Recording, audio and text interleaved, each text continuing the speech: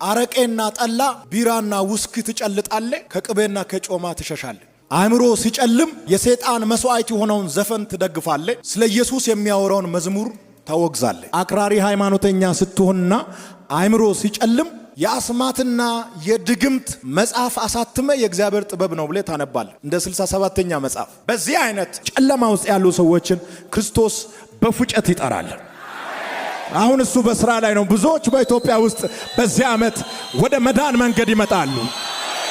የያስኩት እውነት አንገት የሚያስደፋ አይደለም እናንተ ያወቃችሁት በእኛ በኩል ነው በማለት ይወነጅሉናል እሺ ጥሩ ነው እውነት ከኛ ቀደም ኢየሱስን ካወቅ በ30 ቀን ውስጥ አንድ ቀን ለምን አታነግሰው እሱ አይደለም እንደ መስከረም 1 ነው የፈጠረው እሱ አይደለም እንደ መስከረም 2 ነው የፈጠረው እሱ አይደለም እንደ 3 ነው የፈጠረው 4 ነው የፈጠረው እሱ አይደለም ወይ 5 ነው የፈጠረው 6 ነው የፈጠረው እሱ አይደለም ወይ 7 ነው የፈጠረው እግዚአብሔር ቀኖችን ሲሰራ ጋብርኤል አልነበረም ሚካኤል አልነበረም ቅዱሳን አልነበሩ ማንም የለም ኢየሱስ ብቻ ነው የነበረው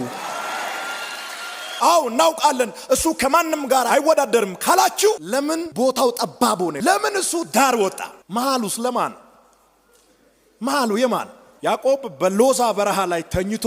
በነበረበት ሌሊት ከሰማይ እስከ ምድር መሰላል ተተክሎበት ነበር መላእክቶች ይወርዱበትና ይወጡበት ነበር ይሄ መሰላል ኢየሱስ ነው ይሄ መሰላል ባይኖር ጋብርኤል ቤት ይወርዳል ኢየሱስ ለሚካኤልም መንገድ ነው ኢየሱስ ለጋብርኤልም መንገድ ነው ትእዛዝ የሚቀበሉት ከሱ ነው